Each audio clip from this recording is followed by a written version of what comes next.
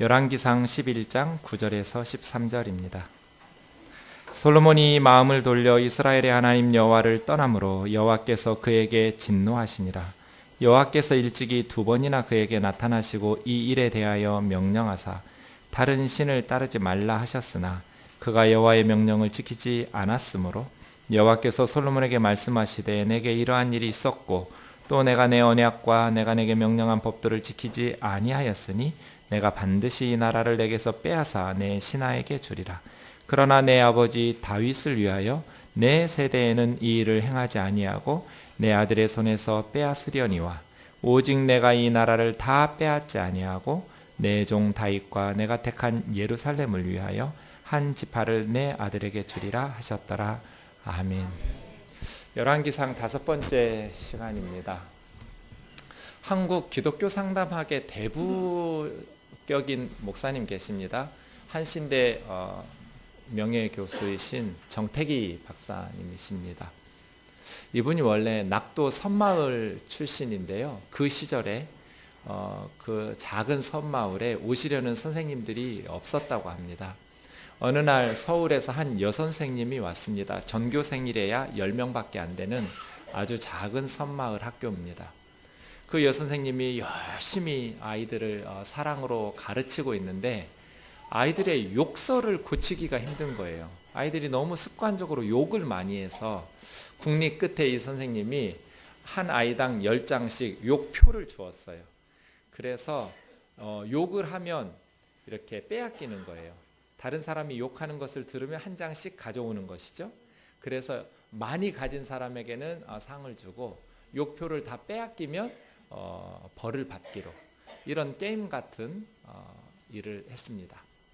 그런데 이 정태기 어린이가 너무 쉽게 이 욕표를, 어리니까 뺏기는 거예요. 형들이 약 올리고 막 하면 자기도 모르게 습관적으로 욕을 해서 그럼 내놔 하면 이제 줘야 되는 것이죠.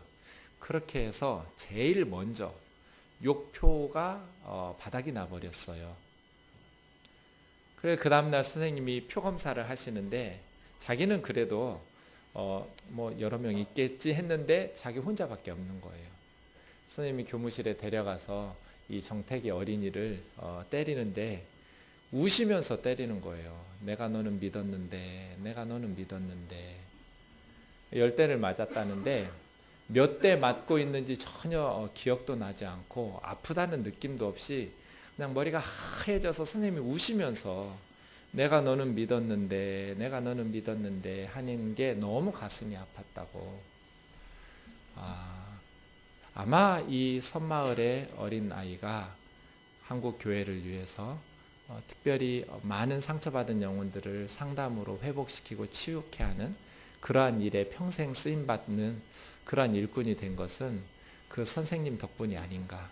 제가 이 이야기를 많이 들었어요. 책에서도 읽었고 방송에서도 들었고 강의하실 때마다 이 선생님 이야기를 많이 하시는 것을 들었어요.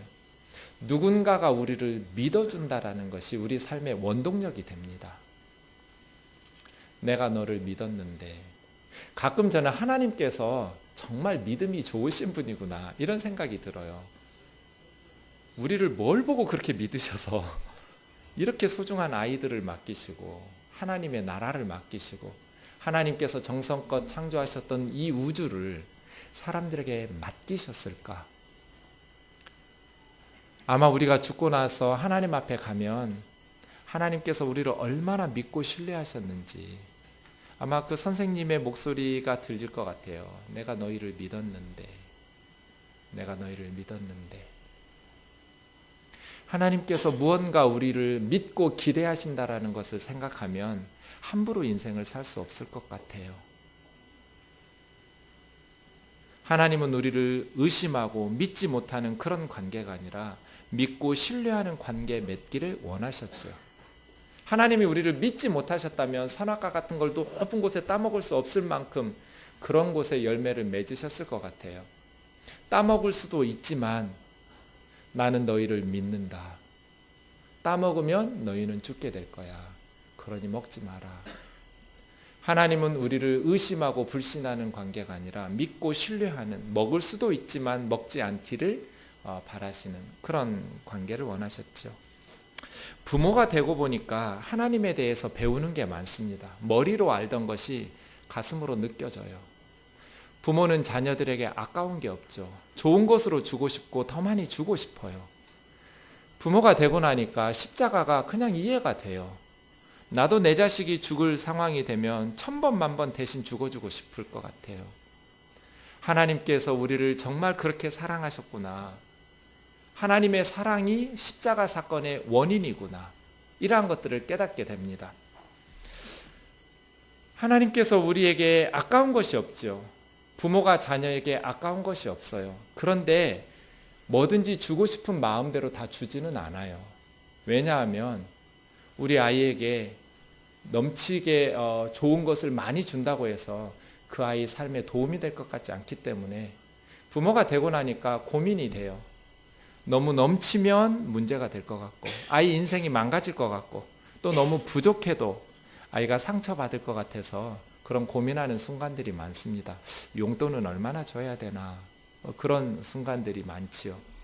마음으로는 아까운 게 없어서 뭐든지 다 주고 싶지만 그 아이에게 인생에 해가 될까 봐 부모는 신중하게 고민하고 생각하면서 주지요. 그런 의미에서 생각해 보면 하나님께서는 솔로몬을 정말 믿으셨나 봐요. 전무후무한 지혜와 부귀영화를 주셨어요. 하나님께서 솔로몬을 믿으신 거죠. 누구도 누려보지 못한 지혜와 누구도 누려보지 못한 부귀영화를 솔로몬을 믿고 맡기셨어요. 그런데 오늘 설교 솔로몬의 실패, 솔로몬이 죄를 짓고 타락하는 모습을 보면 그 선생님의 소리가 들리는 것 같아요. 내가 너를 믿었는데 하시는 하나님의 말씀. 솔로몬아, 내가 너를 믿었는데. 하나님께서 믿고 맡기신 지혜와 부귀영화로 정말 하나님을 기쁘시게 하고 많은 사람들, 이스라엘뿐 아니라 모든 열방의 사람들에게 그 지혜와 물질과 재능으로 정말 멋있게 쓰임 받았다면 얼마나 선한 열매가 많이 맺혔을까요? 솔로몬의 인생에. 그런데 솔로몬은 하나님께서 베푸신 그 많은 자원들을 죄 짓는 데 사용하고 자신의 쾌락을 위해서 사용하면서 인생이 망가지게 되었죠. 본문 1, 2절 말씀을 좀 보겠습니다. 같이요. 시작. 솔로몬 왕이 바로의 딸 외에 이방의 많은 여인을 사랑하였으니 곧 모압과 암몬과 에돔과 시돈과 헷 여인이라. 여호와께서 일찍이 여러 백성에 대하여 이스라엘 자손에게 말씀하시기를 너희는 그들과 서로 통혼하지 말며 그들도 너희와 서로 통혼하게 하지 말라. 그들이 반드시 너희의 마음을 돌려 그들의 신들을 따르게 하리라 하셨으나 솔로몬이 그들을 사랑하였더라. 솔로몬의 실패의 원인이 되었던 것은 이방 여인들에 대한 사랑이었습니다. 솔로몬이 이방의 많은 여인들을 사랑했는데 모압, 암몬, 에돔, 시돈, 헷 국적을 가리지 않고 아마 외교적인 정략적인 의미도 있었겠지만 이방의 많은 여인들을 사랑했다고 말합니다. 하나님께서 수없이 말씀하셨습니다. 이방의 아들과 딸들을 데려와서 서로 통혼하게 하지 마라. 왜요? 국제결혼하지 말라는 것이 아니라 이스라엘이라는 나라는 혈통 공동체가 아닙니다. 아브라함의 자손들만 혈연 공동체를 이루는 나라가 아닙니다.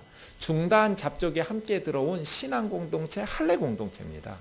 누구든지 이방인들이 자신들이 섬기던 신을 버리고 개종해서 나 이제부터 하나님을 섬기겠다고 할례를 받으면 이스라엘 공동체의 멤버가 됩니다. 갈렙도 이스라엘 혈통이 아닙니다. 그나스 출신 이방인입니다.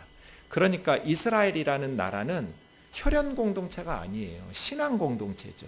중다한 이방인들이 함께 들어와서 다윗 시대의 중요한 리더의 역할들을 많이 감당하고 솔로몬 시대도 마찬가지였습니다. 그러니 이방 아이들을 데려다가 통혼하지 말라는 것은 국제결혼하지 말라는 것이 아니라 그들이 반드시 너희의 마음을 돌려 그들의 신들을 따르게 하는 결혼하지 말라는 겁니다. 그들이 그들의 신을 버리고 이스라엘의 하나님을 섬기겠다고 돌아온 사람들을 거부하고 국수적으로 민족주의적으로 그렇게 폐쇄적인 나라 되라는 의미가 아닙니다.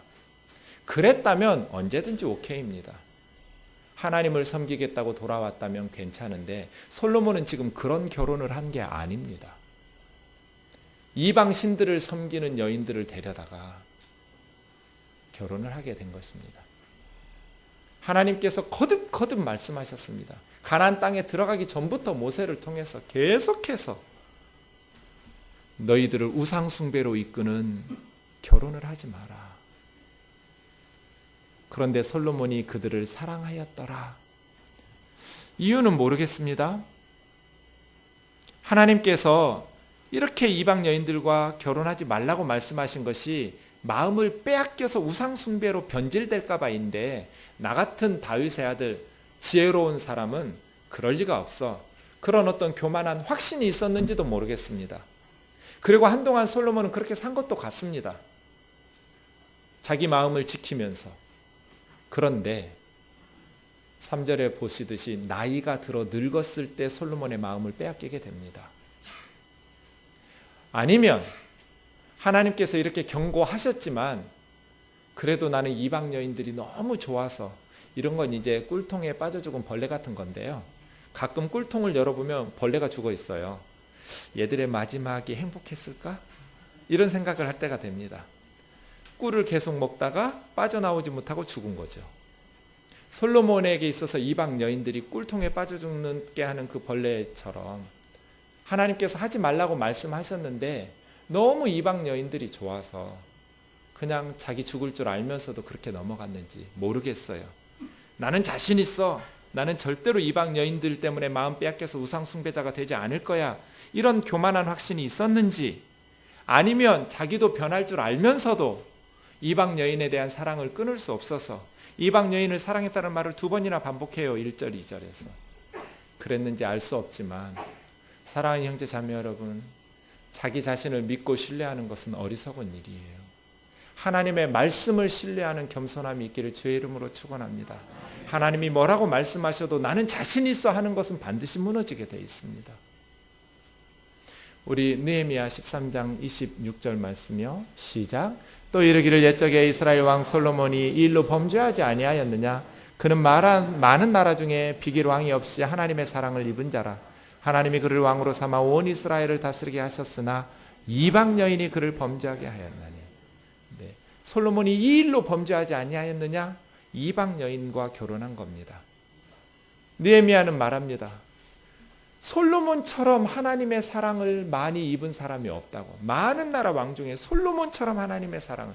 솔로몬이라는 이름은 샬롬, 평화라는 뜻이지만 솔로몬의 또 다른 이름이 여디디야, 여호와의 사랑을 받은 자, 그런 뜻입니다.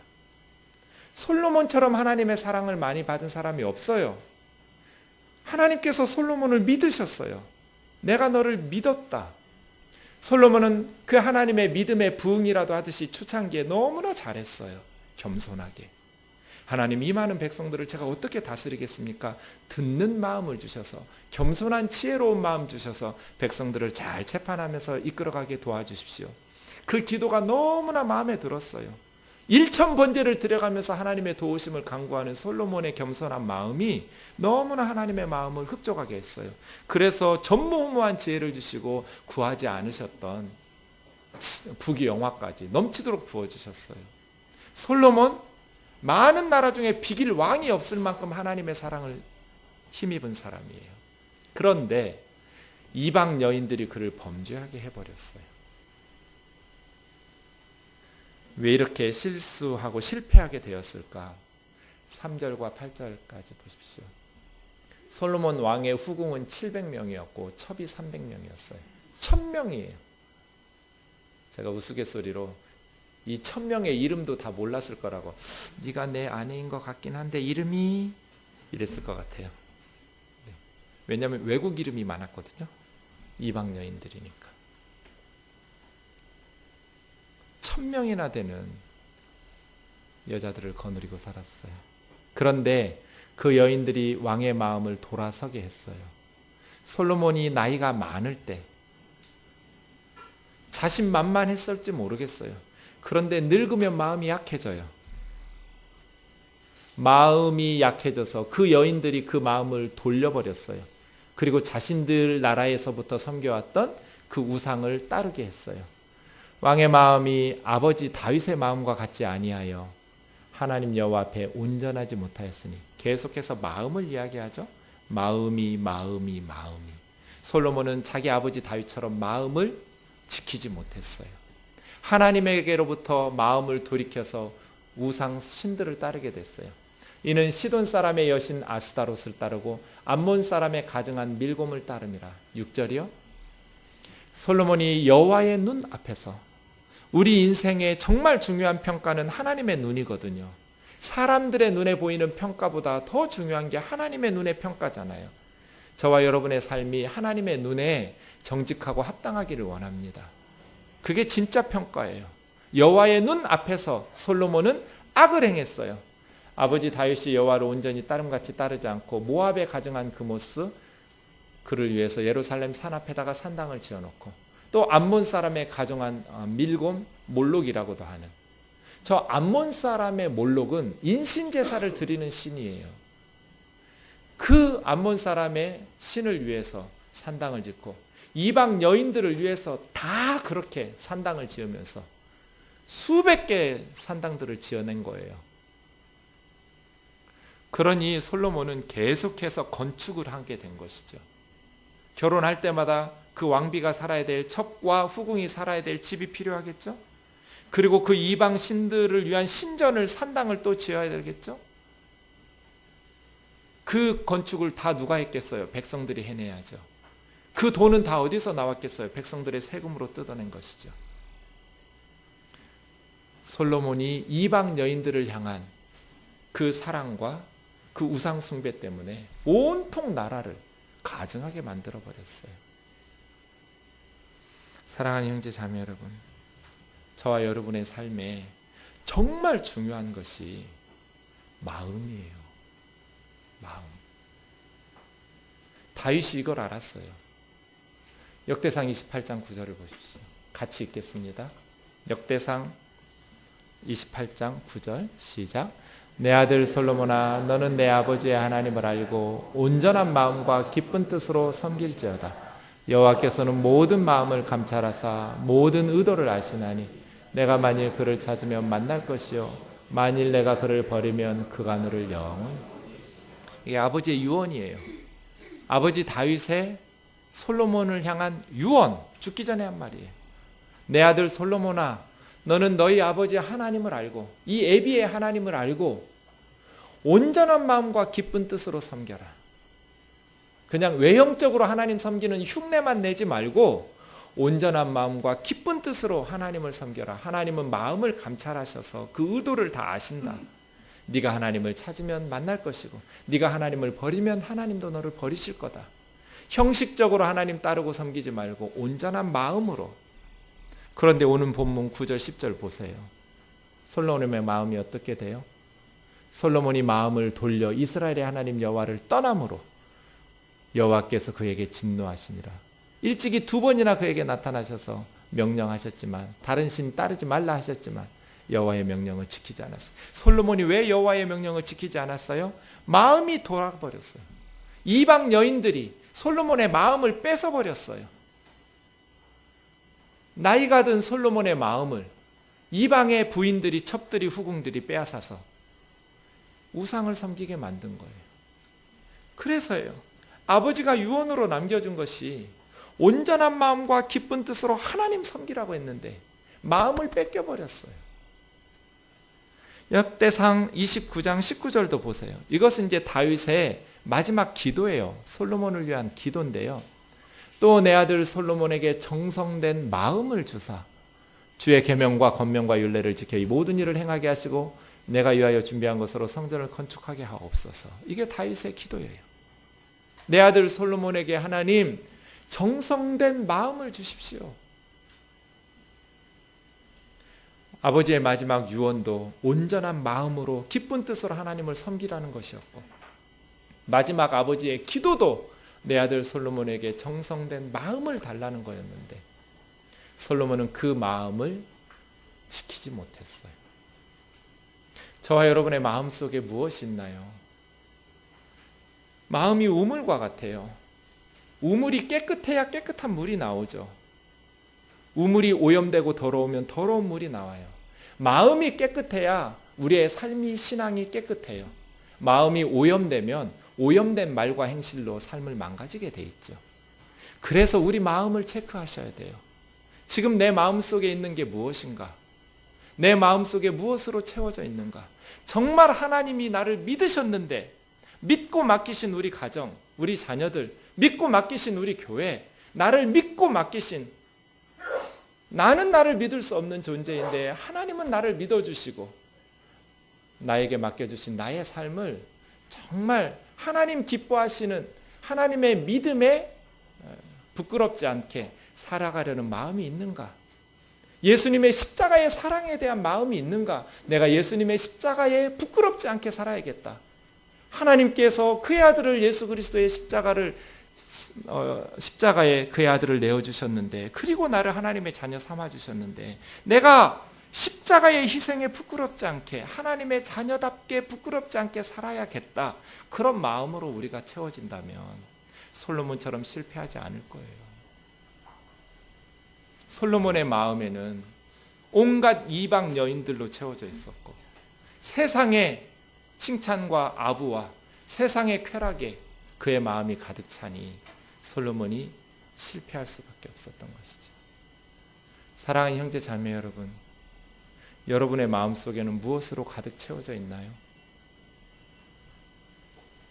제가 말씀을 준비하면서 내 마음속에는 뭐로 가득한가 물어보았어요. 저는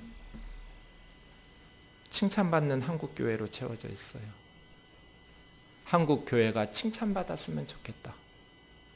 교회가 하나님에게 칭찬받았으면 좋겠다. 교회가 세상 사람들에게 칭찬받았으면 좋겠다.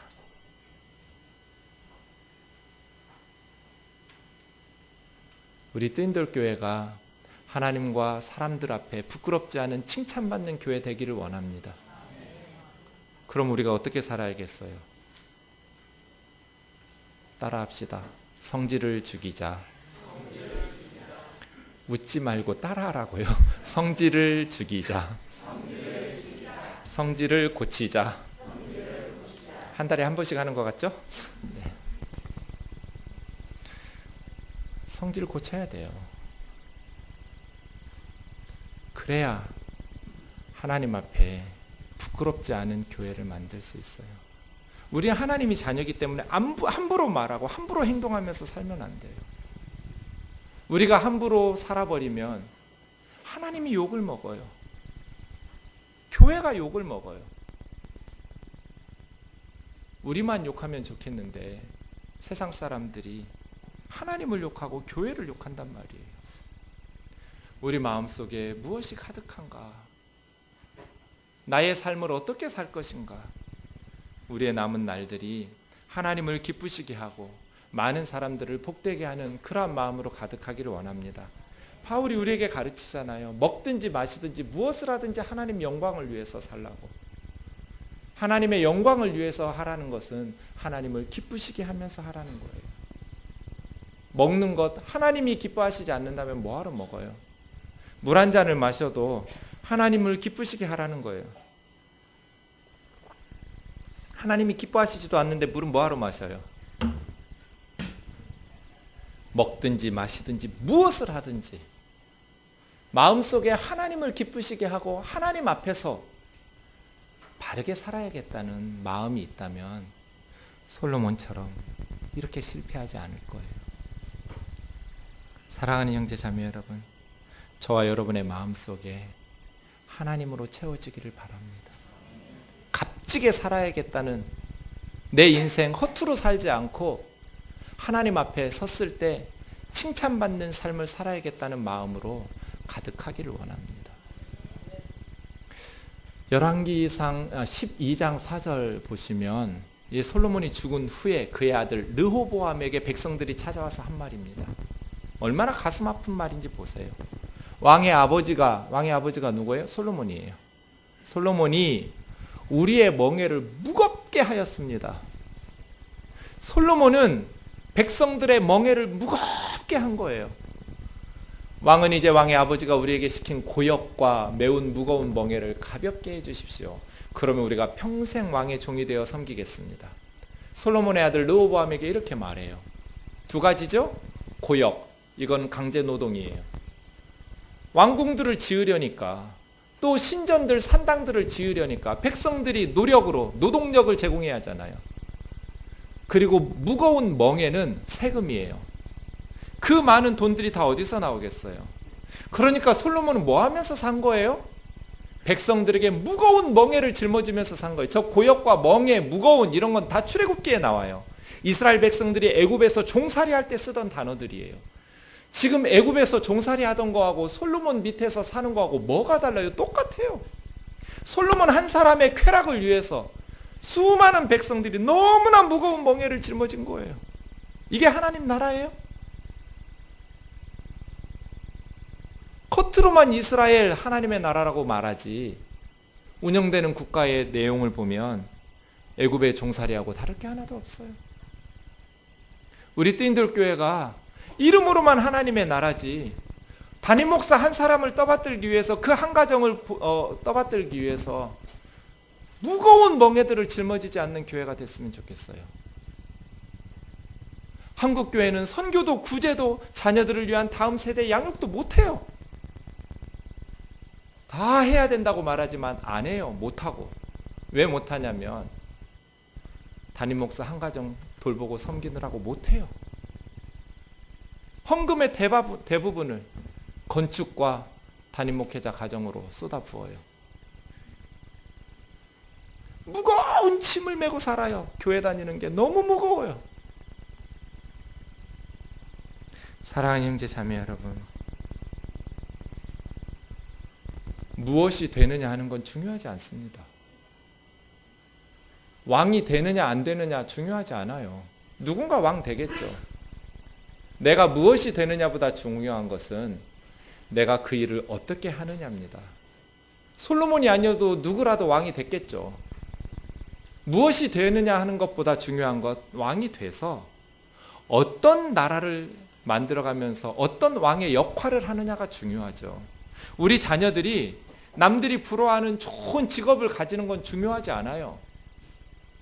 그 직업에서 무엇이든지 하나님을 기쁘시게 하고 많은 사람들을 행복하게 하는 그 직임을 잘 감당하는 게 중요하죠. 뭐가 되느냐가 뭐가 중요해요. 된 후에 그 역할을 하나님 기쁘시게 하나님의 영광을 위해서 많은 사람들을 복되게 하는 그게 중요하죠. 저와 여러분이 하나님 앞에서 하나님을 기쁘시게 하는 삶을 살기를 원해요. 그러면 솔로몬이 저렇게 살지 않았을 거예요. 엄청나게 좋은 집에서 13년간이나 자기 집 지어놓고 거기에 외국에서 상하로 7층 계단을 쌓아가면서 사자 12마리 새겨놓고 세상에서 가장 좋은 의자에 앉아서 그렇게 날마다 파티하고 잔치하면서 솔로몬이 사치하고 화려하게 이방 여인들 품속에서 사는 동안 백성들은 노예가 됐잖아요. 정말 솔로몬이 하나님의 말씀을 묵상하면서 그의 아버지 다윗처럼 살았더라면 솔로몬 왕 밑에서 이스라엘 백성들은 저렇게 노예처럼 살지 않았을 거예요. 저와 여러분이 왕이 되느냐 안 되느냐 중요하지 않아요. 목사가 되느냐 선교사 되느냐 중요하지 않아요. 목사가 돼서 어떻게 목회하느냐, 선교사 돼서 어떻게 선교하느냐, 장관 되고 대통령 돼서 어떻게 그 직임을 잘 감당하느냐가 중요한 것이죠. 뭐가 되느냐 하는 건 중요하지 않아요. 정말 하나님이 기뻐하시는 그러한 직임을 감당하려면 하나님의 말씀에 순종하면서 백성들과 더불어 함께 행복하게 살겠죠. 백성들에게 저렇게 무거운 멍에를 짊어지지 않겠죠. 그런 목사 되고 그런 선교사 되지 않겠죠. 하나님께서 우리에게 주신 실력을 길러서 열심히 노력하고 실력 길러서 많은 사람들과 더불어 행복한 세상을 살아가겠죠. 그런 나라를 꿈꾸겠죠.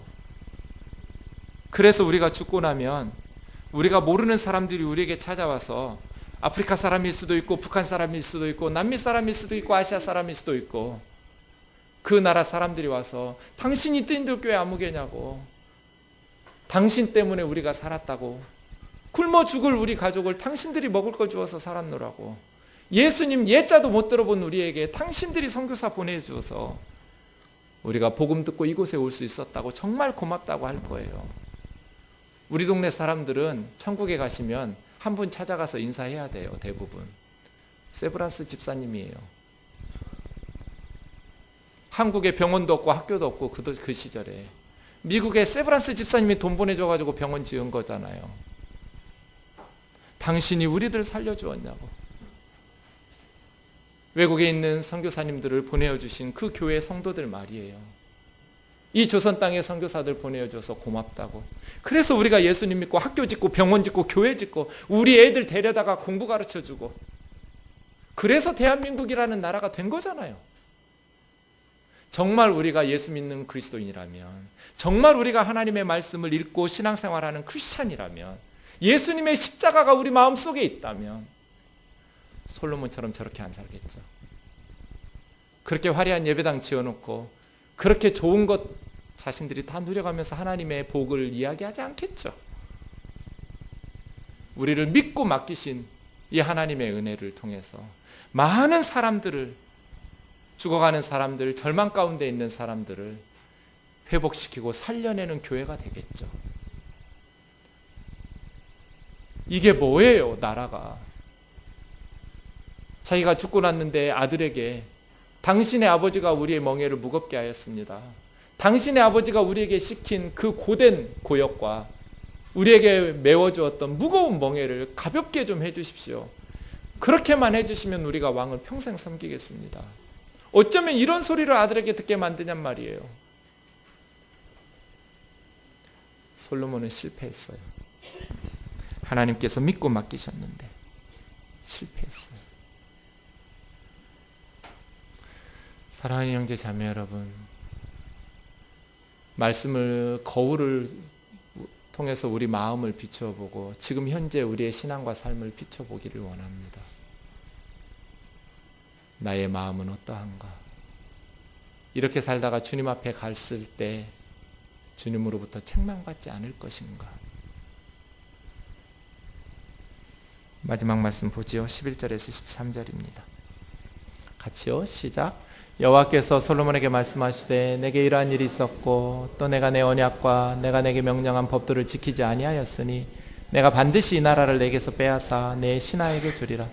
그러나 내 아버지 다윗을 위하여 내 세대에는 이를 행하지 아니하고 내 아들의 손에서 빼앗으려니와 오직 내가 이 나라를 다 빼앗지 아니하고 내 종 다윗과 내가 택한 예루살렘을 위하여 한 지파를 내 아들에게 주리라 하셨더라. 유다 지파인 다윗 솔로몬 지파 외에 한 지파 베냐민 지파, 이 두 지파 빼고 나머지 10지파는 너의 신하에게 줄 것이다. 여러분이 솔로몬이라면 이런 하나님의 말씀을 들으면 어떻게 하실 것 같으세요? 네가 이런 일을 행하고 네가 내 언약과 내가 너에게 명령한 법도를 지키지 아니하였으니 내가 반드시 이 나라를 너에게서 빼앗아 너의 신하에게 주리라. 네 아버지 때문에 네 생전에는 안 하고 네 아들 때에 내가 네 나라를 둘로 쪼개서 네 나라를 네 신하에게 주겠다는 말씀을 들으면 저와 여러분 같으면 어떻게 할까요? 우리가 솔로몬이라면 어떻게 할까요? 밤잠을 안 자고 고민할 것 같아요. 기도할 것 같아요. 어떻게 하면 이 하나님의 심판이 우리 아들에게 임하지 않을까? 어떻게 해야 이 하나님의 말씀이 이루어지지 않고 하나님이 나를 용서해 주실까? 이런 고민하겠죠. 하나님께서 솔로몬에게 이렇게 말씀하시는 건 그런 미래니까 알아라는 뜻이에요? 회개하라는 뜻이에요? 내가 반드시 너에게서 나라를 빼앗아서 네 신하에게 줄 거야. 이 말씀을 정말 하나님께서 하실 생각이면 이런 말씀 안 하시고 해버리죠. 이런 말을 솔로몬에게 왜 하시겠어요? 솔로몬에게 내가 반드시 이 나라를 너에게서 빼앗아 네 신하에게 주리라라고 말씀하신 건 회개하라는 뜻이잖아요. 하나님의 말씀은 확정된 미래가 아니에요. 오픈된 미래예요. 선지자의 메시지는 세팅된 메시지가 아니에요. 오픈된 메시지라는 걸 기억하셔야 돼요. 하나님께서 우리에게 말씀하실 때는 그 말씀을 듣고 회개하라는 뜻이에요. 예레미야 18장 7절에서 10절 보시죠. 내가 어느 민족이나 국가를 뽑거나 부수거나 멸하려 할 때 만일 내가 말한 그 민족이 그 악에서 돌이키면 내가 그에게 내리기로 생각해왔던 재앙에 대해 뜻을 돌이키고, 무슨 뜻이에요? 하나님께서 멸망시킬 국가, 저 나라는 죄 때문에 멸망시켜야겠다라고 생각하셨는데 그 나라 백성들이 죄를 돌이켜서 회개하고 악에서 떠나요.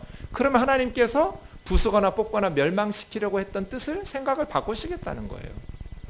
니느웨가 그랬잖아요. 요나 선지자가 40일 후에 무너지겠다고 심판을 선언하니까 니느웨 사람들이 회개했고 하나님께서 심판을 안 하셨잖아요. 용서하셨잖아요. 반대도 마찬가지예요. 어느 민족이나 국가를 건설하거나 심으려 할 때 만일 그들이 나보기에 악한 것을 행하여 내 목소리를 청종하지 않으면 하나님께서 복을 주시려고 그랬는데 그 백성들이 악을 행하기 시작하면 내가 그들에게 유익하게 될 거라고 생각했던 복에 대하여 뜻을 바꾸겠다.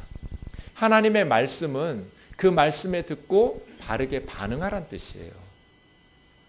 하나님께서 솔로몬에게 네가 이렇게 내가 너에게 준 규례와 명령을 지키지 않고 악을 행하니, 이런 못된 짓을 행하니 내가 반드시 네 나라를 빼앗아서 네 신하에게 줄 거야. 뭐 하라는 거예요? 회개하라는 거예요.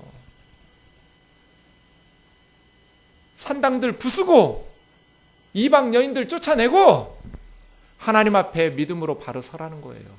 우상 숭배 멈추고 하나님 한 분을 아버지 다윗처럼 바르게 섬기라는 거예요. 그런데 솔로몬은 끝까지 회개하지 않았어요. 그래서 세상에 그 후손들이 암몬의 신 몰렉을 섬겨요. 인신제사를 드리기 시작해요. 모세법에 의하면 그런 부모들은 사형이에요. 돌로 쳐서 죽여야 돼요. 자기 아들을 산채로, 자기 딸을 산채로 신에게, 우상에게 바치는 부모는 사형이에요. 그런데 솔로몬이 이런 짓거리를 해요. 요시야 왕 때까지 그런 일을 하다가 요시야가 멈추게 했어요. 인신제사를. 솔로몬의 여자가 1000명이었잖아요. 그 솔로몬의 아들, 딸은 몇 명이나 될까요? 적어도 1000명은 넘겠죠. 그런데 여러분, 성경에서 솔로몬 아들, 딸 이름 들어본 적 있어요? 딱 한 명, 르호보암밖에 없어요. 한 명밖에 등장하지를 않아요. 그럼 성경 안에서만 그런, 사실은 더 많이 있었는데 그렇지 않아요. 알 수 없지만 오래된 유대 문헌, 유대 랍비들은, 지금도 이스라엘 사람들은 솔로몬은 아들이 하나밖에 없었다고 가르쳐요. 르호보암 하나밖에 없었어요. 부인이 그렇게 많았는데. 그런데 그 르호보암은 암몬 여인 나아마라는 여인의 아들이에요. 인신제사 드리는 그런 암몬 여자예요. 그러니 르호보암이 어머니 신앙 따라서 우상 숭배자 될 수밖에 없죠.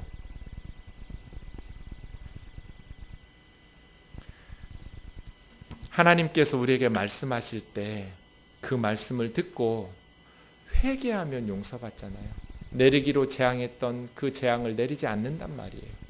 그런데 솔로몬은 끝까지 회개하지를 않았어요. 초대교회에 유명한 이단 말시온이 있었어요. 원래 아주 유명한 기독교 집안이었어요. 쟁쟁한 기독교 집안이었는데 이 부자이기도 하고요. 말시온이라는 사람이 과부하고 바람이 났어요. 그래서 간음죄를 범하니까 이제 교회에서 7일을 받고 징계를 받았어요. 그러면 회개하면 되잖아요. 그런데 회개하지 않고 이단을 만들었어요. 초대교회 아주 큰 이단이었어요. 그런데 말시온이 구약의 하나님과 신약의 하나님은 다르다고 그랬어요. 구약의 이 전쟁과 저주와 심판의 하나님은 신약의 예수님의 십자가와 사랑과 용서의 하나님과 다르다. 그래서 성경에서 구약 성경을 지워버렸어요. 신약 성경 중에서도 사랑과 용서의 구절들만 뽑아서 성경을 다시 만들었어요. 심판의 하나님은 거짓이라고 말했어요. 말시온의 말이 옳아요? 구약의 하나님하고 신약의 하나님은 다른 분이에요? 아닙니다. 우리 주 예수 그리스도의 십자가, 그 사랑과 용서의 하나님은 구약의 하나님과 동일하신 하나님이에요. 그런 십자가의 사랑의 하나님께서 솔로몬을 심판하시겠다고 말씀하시는 것은 그러실 수밖에 없기 때문이에요. 하나님은 솔로몬을 믿으셨는데 그리고 계속해서 말씀하시고 경고하시고 심지어 나라를 빼앗아서 신하에게 주겠다고까지 말씀하셨는데도 솔로몬이 회개하고 뉘우치지를 않고 이방 여인들과 우상 숭배에 빠져 산 거예요. 그래서 하나님께서 심판하신 거예요. 암몬이라는 나라, 모압이라는 나라, 그러한 나라들, 인신제사를 드리는 나라들이에요. 그러면 도대체 하나님께서 심판하지 말고 용서만 하셔야 되나요? 그러면 죽임 당하는, 불태워서 산채로 신에게 바쳐지는 어린 아이들은 무슨 죄예요? 그런 나라는 누구를 위해서 계속 하나님의 심판과 징벌 없이 용서와 사랑만 받아야 되나요? 구약의 하나님이 신약의 하나님이고 신약의 십자가의 하나님이 구약의 하나님이에요. 동일하신 하나님이란 말이에요. 예레미야 31장 10절을 보시죠. 31장 20절 같이요. 시작. 에브라임은 나의 사랑하는 아들, 기뻐하는 자식이 아니냐. 내가 그를 책망하여 말할 때마다 깊이 생각하노라. 그러므로 그를 위하여 내 창자가 들끓으니 내가 반드시 그를 불쌍히 여기리라. 여호와의 말씀. 하나님께서 하나님의 백성들을 책망하실 때마다 깊이 생각하고 책망하신대요. 구약의 하나님과 신약의 하나님이 달라요?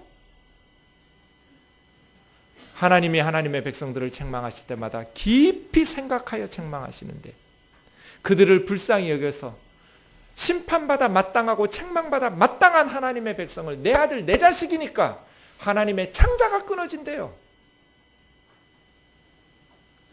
십자가의 하나님이 구약의 하나님이에요. 하나님께서는 하나님의 백성들을 책망하실 때마다 창자가 끊어지듯이 고통스럽게 깊이 생각하시면서 책망하세요. 호세아 11장 8, 9절 보세요. 이스라엘과 예루살렘을 향해서 에브라임을 향해서 하나님께서 뭐라 말씀하셔요? 내가 어찌 너희를 포기하고 두겠느냐 버리겠느냐. 아드마와 스보이는 소돔과 고모라와 함께 멸망받았던 도시들이에요. 내가 어떻게 소돔과 고모라처럼 너희를 심판해서 멸망하겠느냐. 내가 너희를 심판하고 너희 죄 때문에 징벌하려 하다가도 내 속에서 돌이켜. 이게 하파크예요. 돌이키다라는 말은 뒤집어져 전복됐다는 뜻이에요. 이스라엘이 죄 때문에 전복되고 뒤집어져야 되는데 갈아엎어야 되는데 하나님 마음이 갈아엎어져요. 하나님께서 우리가 죄를 지을 때 우리가 뒤집어지고 뽑히고 무너지고 멸망받아야 되는데 우리를 심판하시려고 하나님께서 생각하시면 하나님 마음이 뒤집어 엎어져요. 불 붙는 것 같아요. 우리는 그렇게 하나님의 사랑을 받는 하나님의 백성이에요. 구약의 하나님과 신약의 하나님이 달라요? 하나님께서 우리를 책망하실 때마다 깊이 생각하시면서 창자가 끊어지고 하나님께서 우리를 징계하시려고 하실 때마다 마음이 뒤집어지고 속이 불붙는 것 같아서 하나님의 백성들을 위해서 진노하지 않겠다고 거듭거듭 참으시고 오래 참으시면서 참고 또 참고 속이 푹푹 썩으시면서 40년을 주셨잖아요. 솔로몬에게 40년 동안 참고 기다리셨는데 나라 빼앗아서 신하에게 주겠다는 경고까지 무시하고 나라를 온통 이렇게 만들어 놓고 백성들은 노예 만들어 놓고 솔로몬이 실패해버렸어요. 사랑하는 형제 자매 여러분, 하나님께서 저와 여러분에게 베푸신 은혜를 이렇게 하나님 마음 창자 끊어지고 속이 불타는 것 같이 뒤집어지고 이런 하나님의 마음을 상하게 하고 고통스럽게 하지 않는 삶 살기를 주의 이름으로 축원합니다. 다른 사람 짓밟고 착취하면서 남들이 누리지 못하는 것 누림으로써 그렇게 인생의 성공과 의미 부여를 발견하려고 하지 말고 삶의 자리가 어디에 있든지 우리 곁에 있는 가까운 사람들로부터 멀리 있는 사람까지 하나님의 사랑으로 그들을 소중히 여기고 더불어 함께 하나님을 섬기고 기쁨으로 하나님을 사랑하는 그런 뜨인돌 교회를 만들고 그런 뜨인돌 교회의 성도들의 삶이 되기를 주의 이름으로 축원합니다. 그래서 주님 앞에 갔을 때 이 찬송 부를 수 있기를 바랍니다. 뜨인돌 찬양 80장입니다.